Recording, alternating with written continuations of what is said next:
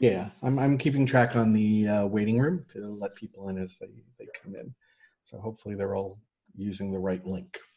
Mm. Okay, well, welcome again, everybody, for our ongoing ALC office hour. Today, our guest is Andrew Luftig, Esquire, uh, our team's go-to attorney on many of our deals. And I've asked Andrew to come on because I am sure that a lot of us have questions about what is going on in the marketplace right now. I'm going to mute everybody for the moment, and then I will unmute Andrew. Here we go. And Andrew's going to kind of give us a overview to start of the three different places in the transaction, the three different types, things that are going on right now: closings, contracts, and deals going into contracts. And then we'll be able to open it up and ask some questions. So Andrew. Yes, thank you for having me. Hope everybody's doing well in your families. So I guess start off kind of on a positive note, right? The silver lining. I was joking around for everybody that just joined my, four children are driving my wife crazy, but, I'm, able to have breakfast with them. I'm able to have dinner with them, right? I'm able to spend time. My partner, who has three older children, he's had dinner with them every day this week. He's never done that before, right? So there are, engaging with people and interacting with people. Even, this, Zoom is kind of, I think a lot of us should probably start using this for our business and our personal lives going forward. It's like, the light bulb went off and it's been around and it's so simple. And it's like really nice. I think it's needed just to see, each other like in a human element, right? I mean, a lot of us, Sandy, you probably never see me without a suit and tie before, right? That actually, wear t-shirts and a normal person, or even seeing each other now, like not running, past each other in the office, seeing like just even seeing like someone's apartment, there's a different, relationship there. So this is a, not to get into a marketing call, but just to touch on it, so important. Just reaching out to people and like saying, how are you? It's such, emotional, vulnerable period in people's lives. I spent, last Saturday, I'll probably do it again this Saturday, 3 hours walking. I took a nice long walk and I just went through my, text messages and just said, hey, how are you?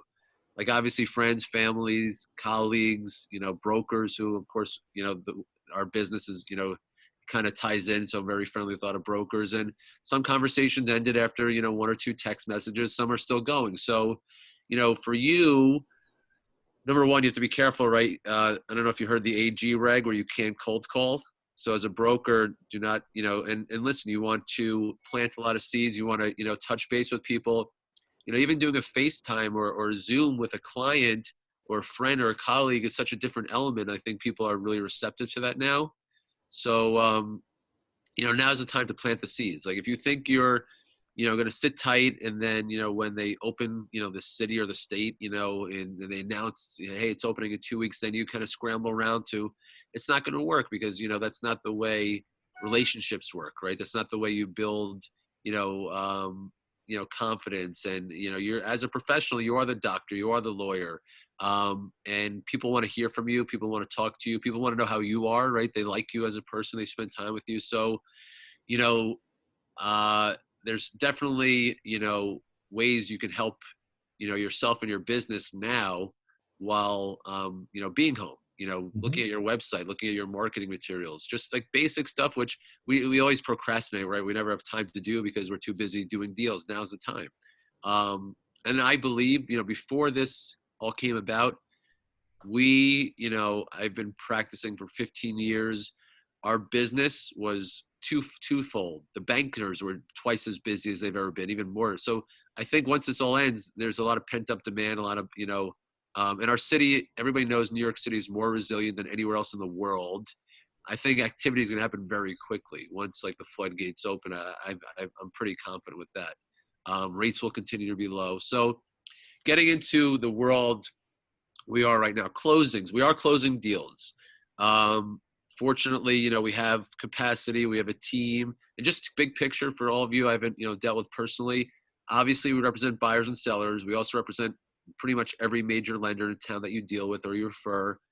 We have a landlord-tenant practice, which is a big hot topic, of course, right now as well, and estate planning, which people are scared, people are nervous, so they have a lot of questions regarding estate planning, commercial real estate, and we don't practice accounting, but my partner's a CPA. So closings, just be patient, right? These closings, the closings aren't from 2 to 4 anymore. They're from 9 a.m. to 6 p.m. They're a full day, literally. It's taking a full day. So the virtual notary law that was passed a week ago today is great, but not every bank allows it right now. It takes a lot of effort. We have to FedEx, we have to get originals at some point. And you have to be, I guess, taking a step back. Any discussion you have, whether it's a closing, a new deal, or deal in contract, every situation is so drastically different. Who are the attorneys? Who are the clients? What's their personal situation? What's their emotional state? Who's the managed agent? Who's the building? What can you control? What can't you control? These conversations aren't resolved in 10, 15 minutes. Don't jump to the banker before you speak to the attorney, unless the attorney has, no clue what they're doing. Really, you have to unpeel these conversations and analyze them. And, you can tell clients you don't have the answer. You can tell clients to take a deep breath and chill out and wait, and let's be patient and be smart about this, right? So again, you are the professional. They're looking to you for advice, but and closings are happening, right? So everybody. First of all, if somebody wants to delay a closing, I've spoken with many attorneys. It's my opinion, and pretty much every other person's opinion. You can delay inevitably. You can't compel anybody to close. You can't compel somebody to a virtual notary. You can't compel somebody to do a virtual walkthrough. Movers, some people say that every day it changes. Are they essential? They're not essential.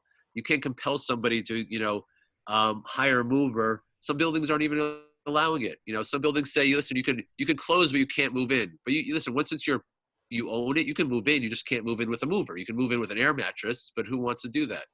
So be very careful with virtual walkthroughs. It scares me, right? Listen, I know you want to close. I know you want to, everybody, we want to get paid, right? We're not getting paid until the closings either, so we want that to happen. But, you can only capture so much on an iPhone, right? If you can get a disinterested third party in there, stay 6 feet away, whatever it is, and follow up with an email with notes. Clients are your best friend until they're not. This closes, everything resolves itself. 6 months later, you get an email. Oh, I just moved in. 4 months later, there's a scratch on the floor. Of course there's a scratch on the floor. The floors aren't perfect, but you know how it happens. You know how it works out. So just be super careful. Realize also that the managing agents don't control the game. The buildings control the game, right? So if the managing agent says no, we have to unpeel, and this would take so long. Then I'd speak to the seller, have the seller speak to a board member, right? That's connection with board minutes. That's in connection with moving. That's in connection with closings, right? Condos are obviously so much easier, right? Because we have no stock and lease. For co-op, some of these managing agents are closed. What happens with a closing is the managing agent cancels the seller's stock and lease and issues a new stock and lease. If the managing agent's closed and that stock and lease is locked up in an office somewhere in Midtown, it's virtually impossible to close those deals. Managing agents are, of course, becoming more flexible just based on the pressure they're feeling. Condos, are condo all cash, is quote unquote easy, but literally, 3 weeks ago, you have a deal where the other attorney's not a real estate attorney and they're, a nice guy or gal. You figure it out. It maybe takes an extra half hour. Now it takes an extra 5 hours, right? Because they're questioning you. You know how it is. We have building attorneys. I have a deal right now that took 2 days to close. The building attorney, it's a small building. It's a small downtown building. It's only 5 units. They haven't done a deal in 20 years. The building attorney is charging my client like $10,000. He said took him all day to, not do the closing, but 2 weeks ago, it took him all day to get everything figured out. It would take an average managing agent 30 minutes. So you have to, that's the worst case scenario. The best case scenario is there's 2 firms like ours. There's bankers that know, but still, getting documents and logistics. We have somebody who's running around the city in a car, like with a notary. There's FedExes, there's hand deliveries, which is great. But of course, if everybody wants to close, it can. most likely happen. But the question is, hey, I'm going to compel them to close. We have to close. We're going to serve a time of the essence. The courts are closed, except for, God forbid something really bad happens to somebody, a child abuse, something of that nature, which is like an essential, situation. They're closed. They're going to be backlogged, you know. So what happens with a closing date? Our closing dates for, say, a financing deal are on or about 60 days, right? On or about means either party can push the closing date back another 30 days for any or no reason. On or about, no, you never think of this because you just go through the motions, is actually a legal term. Court case law, courts have deemed every party is entitled to a reasonable adjournment. So on or about 60 days means 60 plus a reasonable adjournment. Case law, business practice says that 30 days is deemed a reasonable adjournment in a reasonable world. We are not in a reasonable world. So I believe that on or about is now extended indefinitely until they open up the city. If you come into the city or not, you're supposed to be self-quarantined for 14 days. So clearly you can't compel anybody to close. Listen, the reality is buyers will use it to their advantage. Some people, will use it for good. Some people use it for bad, just like superpowers, right? You're going to have every situation. You're going to have every scenario. Deals that are closing, are if both parties, you need to close this. A deal that you should really push your client to close. If it's a mortgage contingency deal, right? The bank is clear to close. They got their commitment a while ago. The bank's now clear to close, and it's a mortgage contingency deal. And the buyer says, let's wait it out. I want to see what happens. Why should they close? Why must they close? Because if the bank pulls back that loan for any reason relating to them, if they lose their job, even if the bank stops lending, which is preposterous, but it happened when the market crashed, and we're not there yet. We're in a pandemic. We're not in an economic downturn, and hopefully that never happens. But there's a chance. First of all, think about the banks pre-corona.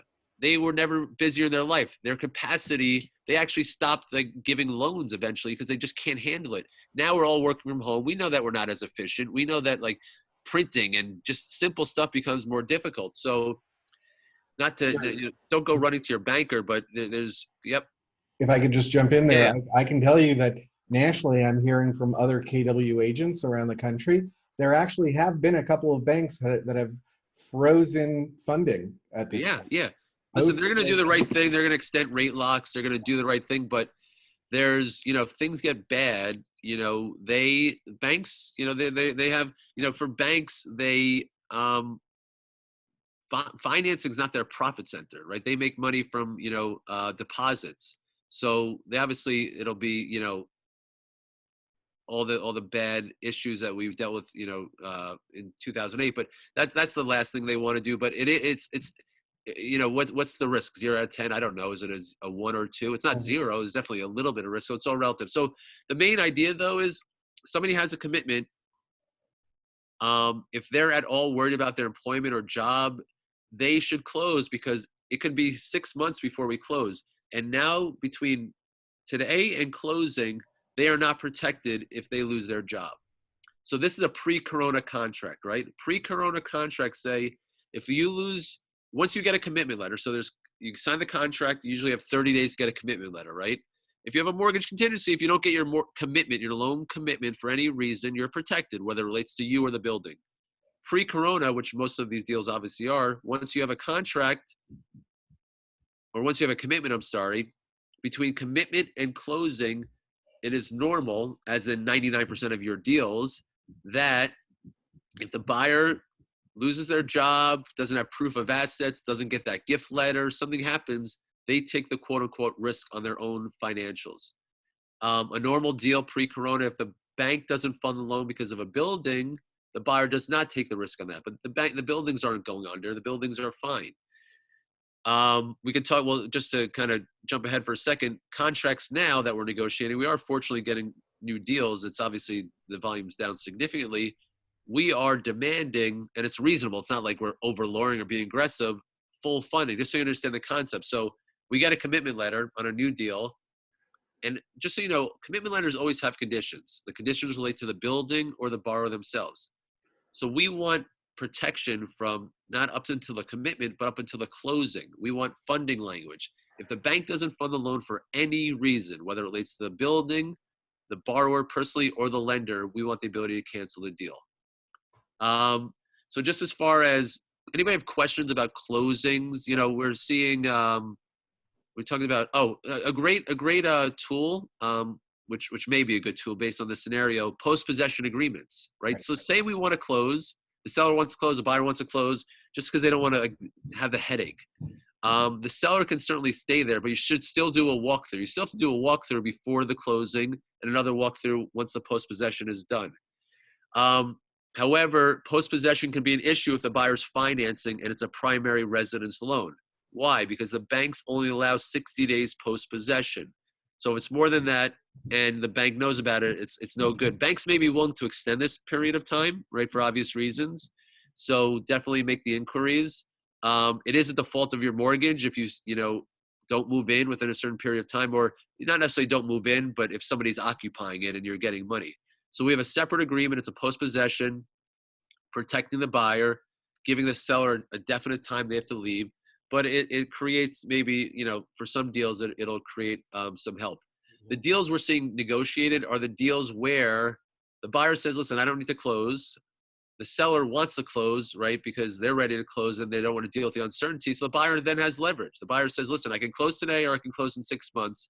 I'll close today and I'll be the one who deals with the uncertainty. I'll take the quote unquote risk between now and when we would have closed, but I want a concession. I want a decrease. I want some money back. In those situations, first of all, speak to your lawyer and banker first to see you don't have, it's not like an open, you don't have, you don't have like all the leverage in the world in every deal. An all cash condo deal, you have plenty of leverage. A financing condo deal with 80%, it depends, you know, what the bank is willing to allow. You're allowing up to 6% closing concessions. A co-op, you know, there are very little closing costs. So the questions are we telling the bank? Are we telling the co-op board? Are we telling the managing agent? The bank has to know because it's fraud if you don't let the bank know. Co-ops, many people don't let the co-ops know. We do a side letter, right?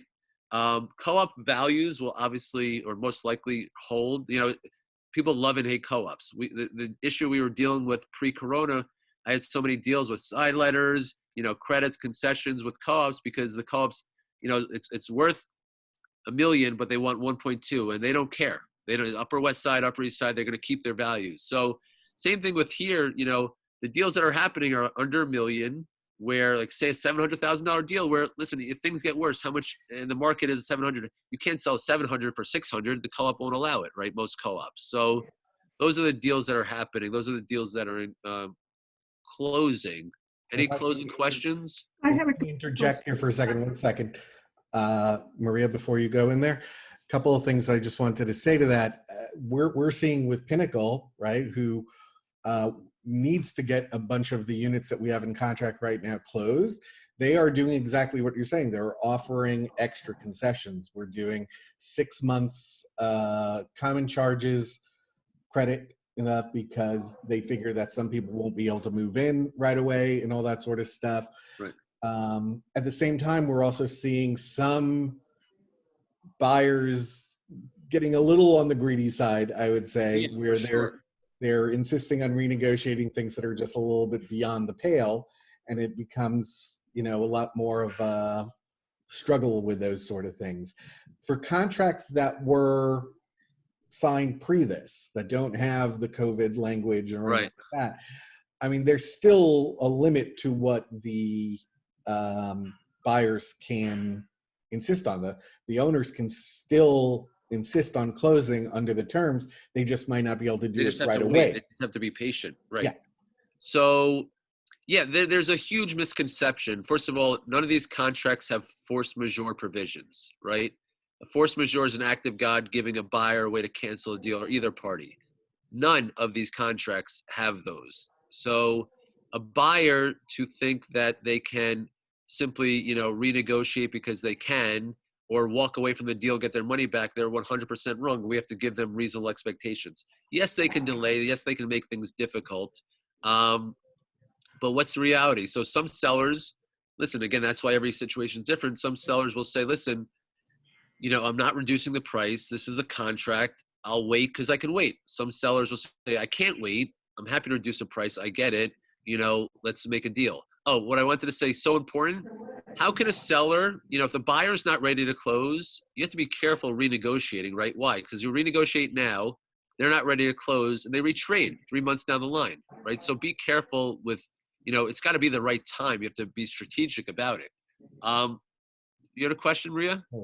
Yeah, I had a question that deals with what we were just talking about in terms of, can you compel a buyer to close? I mean, I have a cash deal on a condo.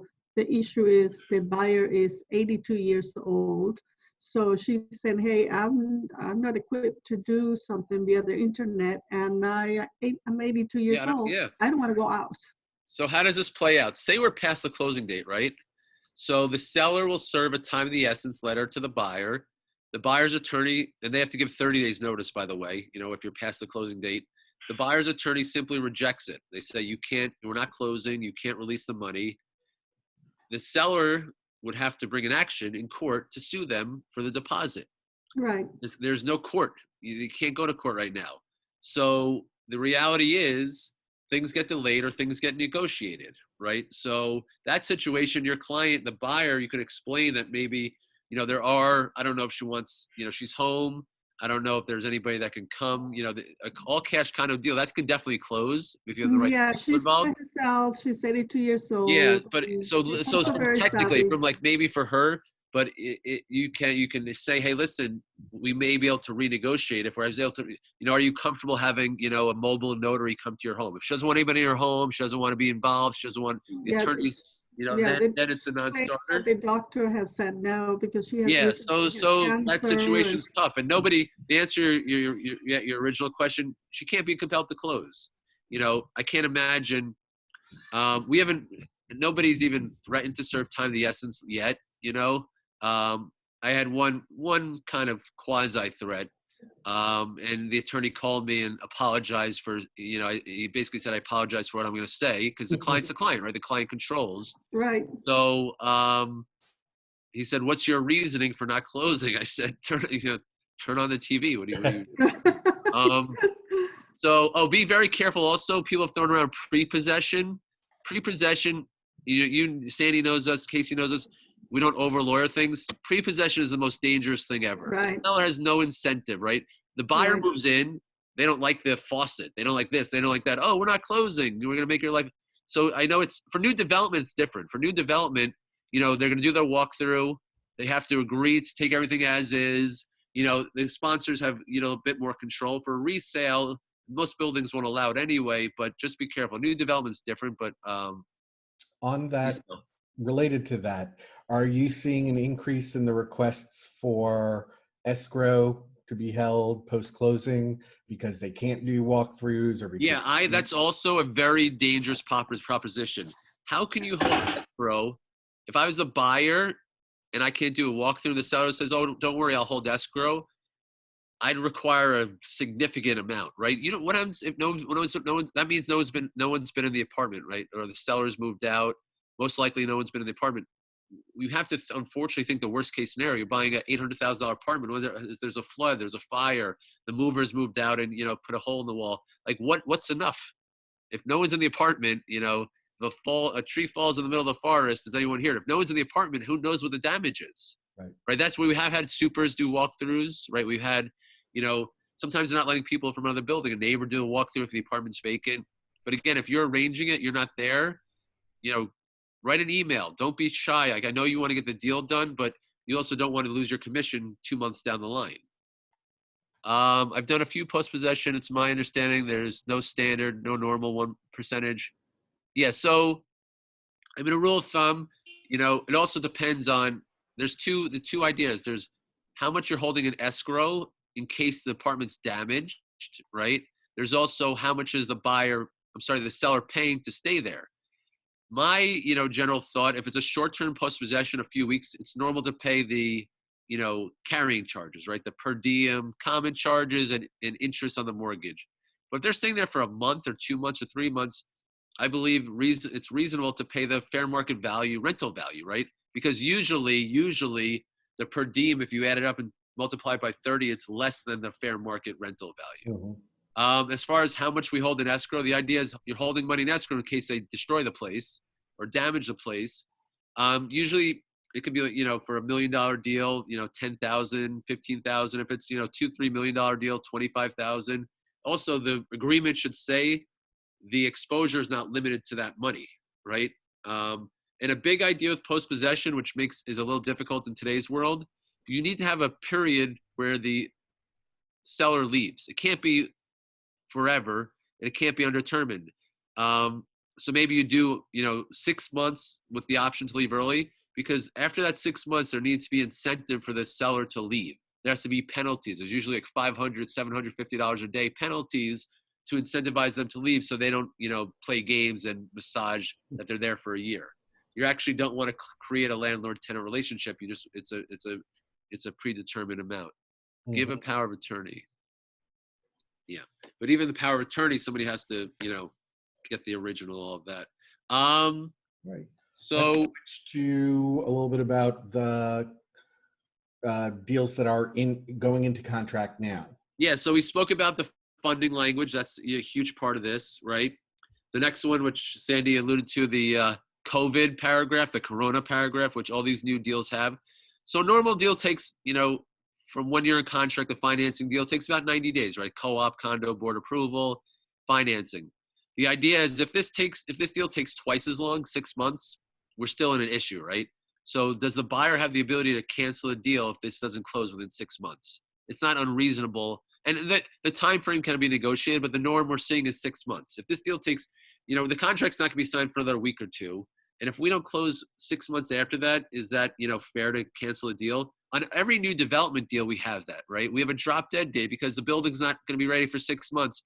And I used to use the example of a Hurricane Sandy 9/11 crane accident. Now, unfortunately, this will be an example going forward, right? If this delays, there are new developments that developer is going to be, excuse my language, screwed because buyers have drop dead dates and now they can cancel a deal. So as far as those are like the big provisions. Everything else is kind of status quo with new contracts. Negotiating deals, just like, you know, a lot of it is facilitating, pushing the board to get minutes. You know, we discussed that. Trying to get the due diligences can be a little bit of a headache. But deals are getting done. We're lucky in New York to a certain extent because title and accurate, you know, is all done. Yeah, a lot of this stuff right? is online. Yeah, whereas in a And lot we of don't have to worry about notaries, right? You can sign for a closing. We can't do DocuSign. You know, for a contract, literally, they can sign on their phone. They can sign. They can print and take a picture of their signature. They can wire money. You know, even your client will say, "I've never wired money before." They call their bank. You know, the bank can help them set up, I think, a wire from home. So we don't have all the issues with a closing that we do with a contract. I'm just pulling up my notes. I think that's for deals not in contract, financing. So we may want a little bit more time, right, to close than normal. We may want, you know, more time to get a commitment. That's not, you know, that seems logical. We have a question here from Bill. I'm just going to read it while you're looking at Sure. In your experience, do co-op sellers have any recourse at this time? And for example, when a buyer sort of sabotages a co-op interview to get out of a deal? Yeah, so this is going to be, this is the answer, a question where sometimes it's hard to give an answer. To the simple answer for if the buyer's been approved, right, they lost their job after approval, or they're not, you know, I believe it's very clear. It's bad. You can't go back to the board and say, hey guys, sorry, you know, do you still want to approve me? I lost my job. The question is, I'm dealing with it right now. The board package was submitted. The purchaser, they haven't been interviewed yet, of course, haven't been approved. The purchaser was getting $200,000 in gift money. Now they're only willing to get $100,000. The broker on my end thinks they're sabotaging, but you know, they're no longer getting gift money, which could be real, but maybe it could be fake. Their salary's gone down a third, right? So the board package was submitted, and the buyers are insisting that the board understand about it. I mean, I can see it from both perspectives. I think, you know, you can argue that the buyer's acting in bad faith if they don't say this, right? Because their condition has changed and the board wants to know about it. or the seller can say your board package has been submitted already, you're done. So I think it's very difficult for a seller to hold a buyer in default if the board hasn't officially reviewed it and they haven't been approved. I mean, I think reasonable minds, right? Not what you want, and it's going to sting. That's what I said before. Like some people are going to use it to their advantage, and some in for better or worse, right? So I think it's very difficult for a seller if the buyer ultimately is denied to go to court. First of all, unless it's you're going to pay an attorney, a litigator, $25,000, to go to court, and I don't think it's a strong argument. I do want to speak to some litigators. The problem is I'm going to ask a litigator. They're going to say it depends. It depends. What do you mean? So you can't ask a general question, but I think that's going to happen.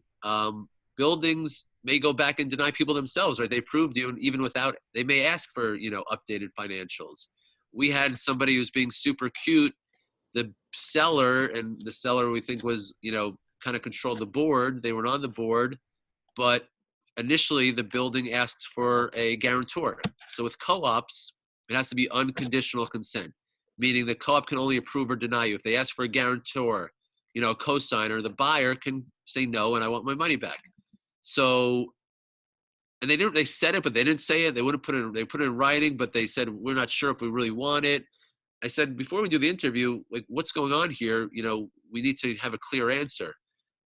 And ultimately, I told my client they had to do the interview, even though it wasn't a clear answer. But then they waived that, right? They said, oh, we don't want it anymore. We're fine. Basically, the seller says, and this is where if you have a deal and you're nervous about the buyer, you should have your seller go call the board member and say, listen, don't screw me over, right? If you don't approve this buyer, I know you have to take care of the building. I know you have to worry about the financials, but I may have this apartment for the next year. Like, who knows what's happening? So, people with influence, it's, you might want to be the squeaky wheel. You have to figure it out and like talk to me, talk to Sandy, like dissect like there's a lot of massaging that's going to go on, right?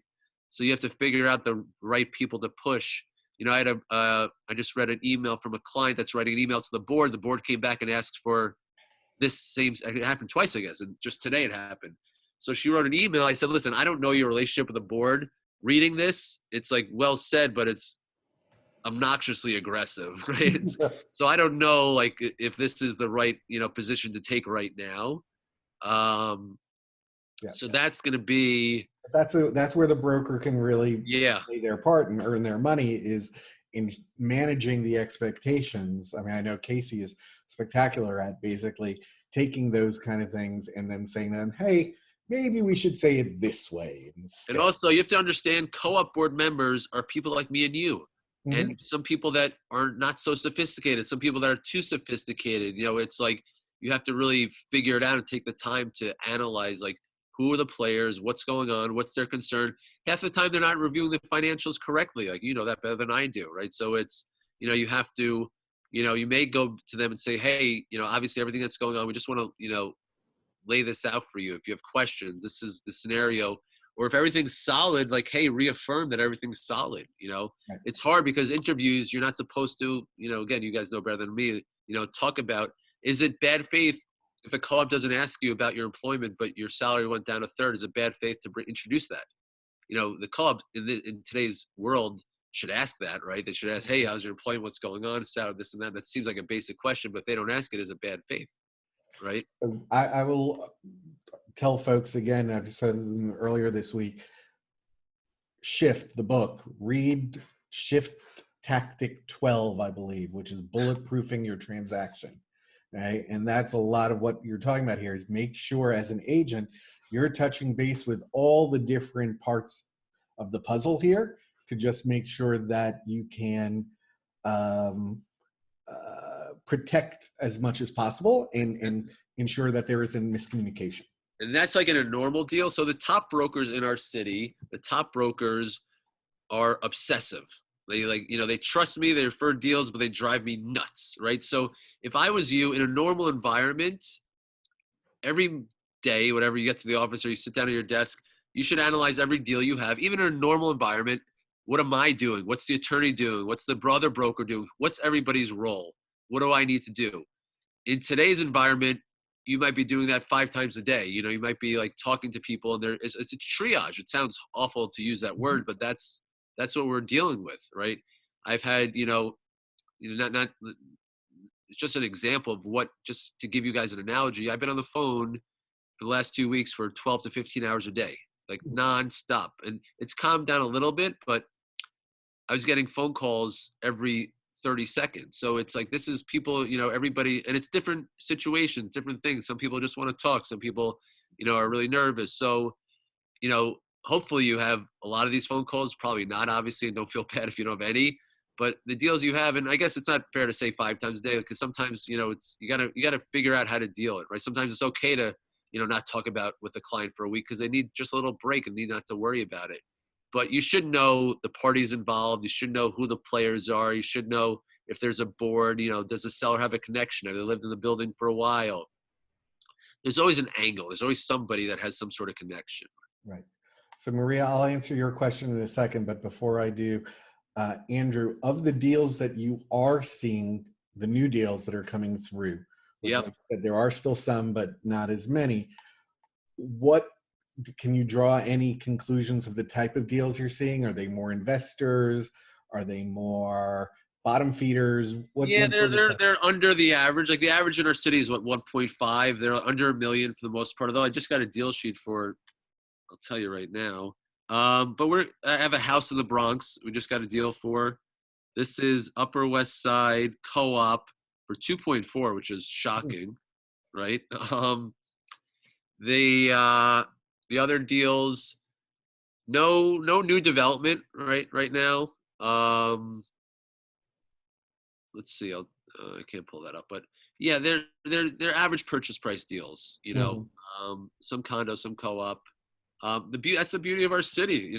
You would think there'd be zero activity right now, but everybody's got their different scenarios, situations. People want to listen, rates are still low. Again, co-ops, I mean, you tell me, but some of these properties can't go down anymore, right? They've already gone down. They've already, so it's just a matter of when, not And if. it's a reminder also that we've talked about before that even in 2009, 2010, okay, before the crisis, nationally, we were seeing something like 4.8 million sales a year.